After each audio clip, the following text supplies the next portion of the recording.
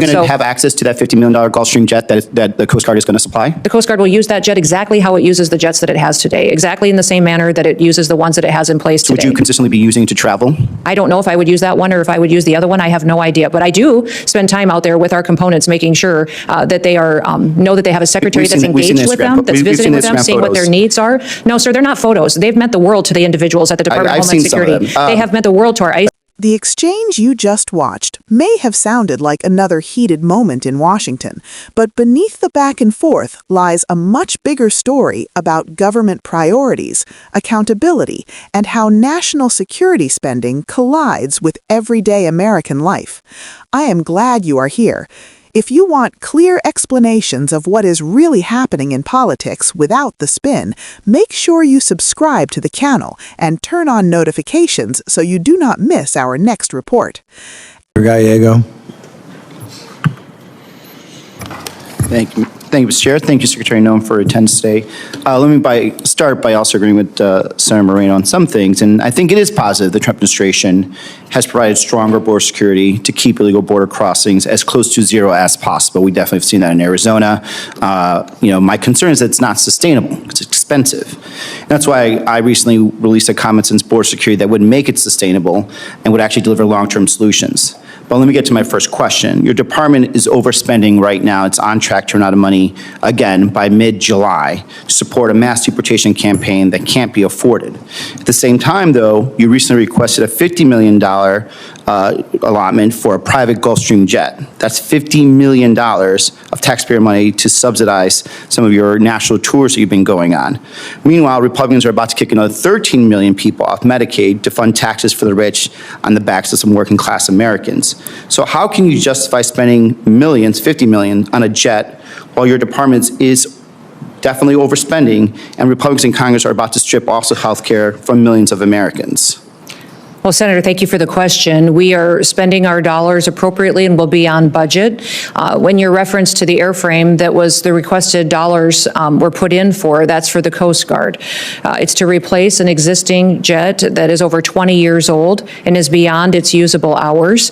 And the Coast Guard for many, many years has been neglected and has many airframe that have been grounded because they can't even be maintained anymore. The suppliers that give us parts and repairs and maintenance for them have said that they'll no longer support that kind of a mission. We have cutters that haven't been completed, that haven't been deployed out across the world. And then we also, beyond that, are asking for a request to build out the number of Coast Guard members that we need in place. We're asking for 15,000 more to complete the missions that are going forward. Are you going to have access to that $50 million Gulfstream jet that the Coast Guard is going to supply? The Coast Guard will use that jet exactly how it uses the jets that it has today, exactly in the same manner that it uses the ones that it has in place today. So would you consistently be using to travel?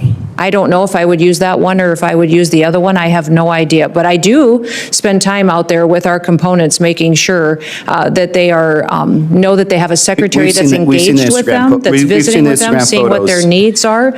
No, sir, they're not photos. They've meant the world to the individuals at the Department of Homeland Security. They have meant the world to our ICE agents, our border agents. When they ask me to be out there with them so they know what their lives are like. Talking to some law enforcement, besides those under DHS, we've also seen some law enforcement that have been pulled away from investigations such as child porn, sex trafficking. We've had some agents pulled in that were doing investigations on bank fraud that are now, provisional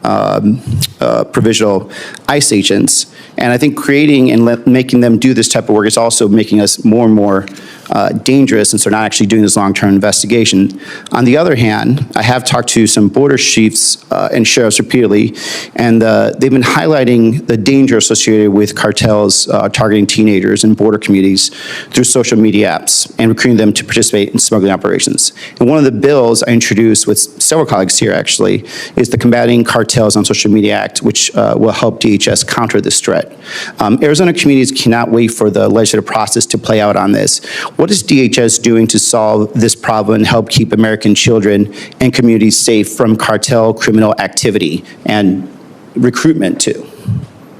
Well, that is the problem that we have with the longer that they're here, the more established they become and the more they recruit individuals who may live in this country, U.S. citizens, or even our kids to be a part of Some of their them are actually on operations. the other side too. It's both sides. What do you mean on their Some side? of the cartels are using social media on, let's say, Mexico, Yes, wherever. definitely they So are. it's back and forth. Yes, they definitely are, but they also are infiltrating our country still by recruiting our children to be a part of their Yes, that's the networks. problem, yeah.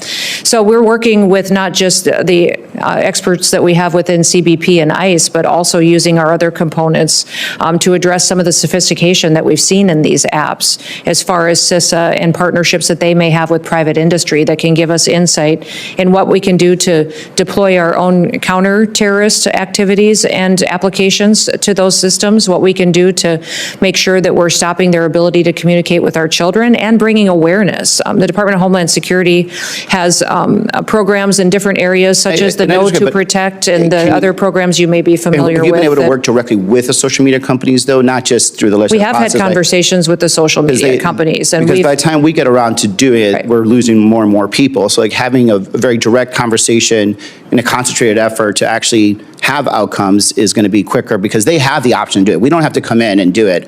They just choose not to because they'd rather make more money than anything else.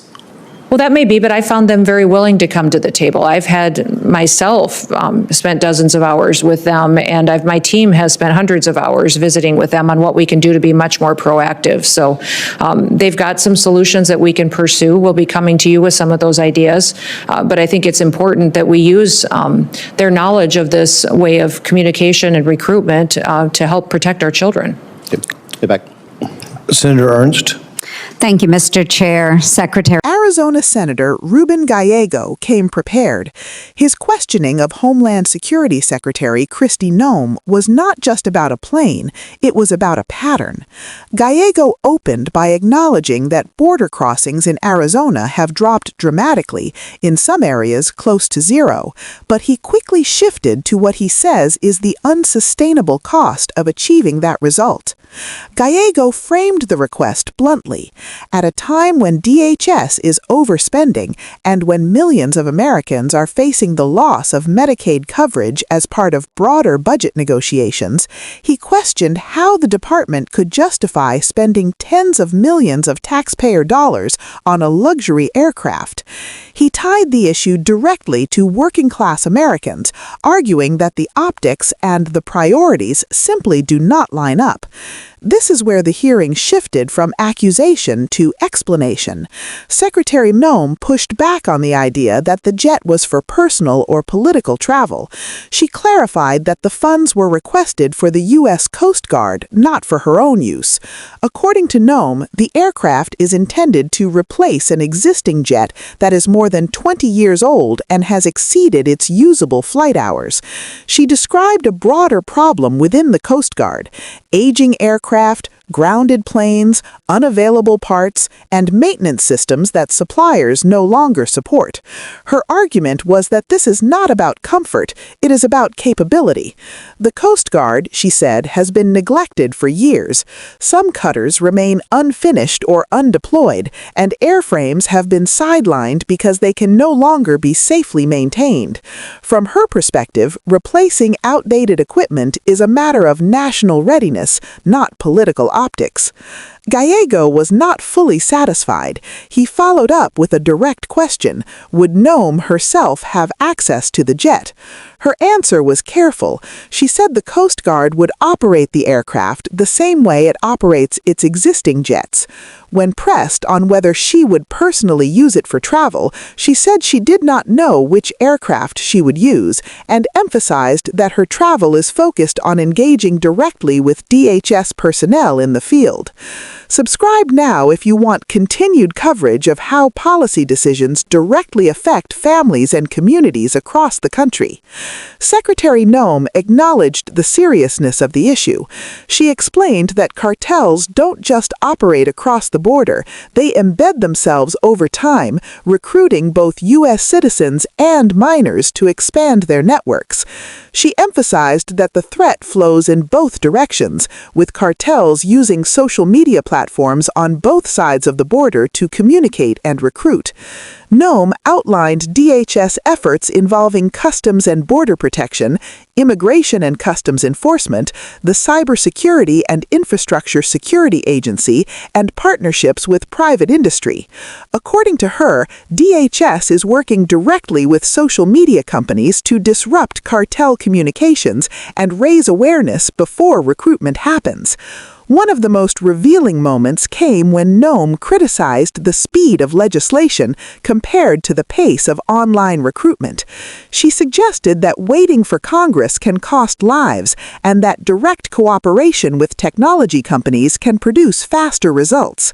She also made a pointed comment that tech companies have the ability to act more aggressively, but often choose profit over safety. Gallego pushed back slightly, saying he has found many tech companies willing to cooperate and invest time into proactive solutions. Both sides ultimately agreed on one thing: the threat is real, it is growing, and it requires immediate action beyond traditional enforcement methods. This hearing mattered because it connected dots that are often discussed separately. Border security, federal spending, military readiness, healthcare cuts, and online safety are usually treated as isolated debates. What this exchange showed is that they are deeply intertwined, and decisions in one area ripple into others. This is not just about a jet or a budget line. It is about how the government balances security with accountability, urgency with oversight, and enforcement with the protection of its own citizens, especially its children. We will continue following this story as budget negotiations unfold and as DHS outlines its next steps. Subscribe now so you do not miss the updates.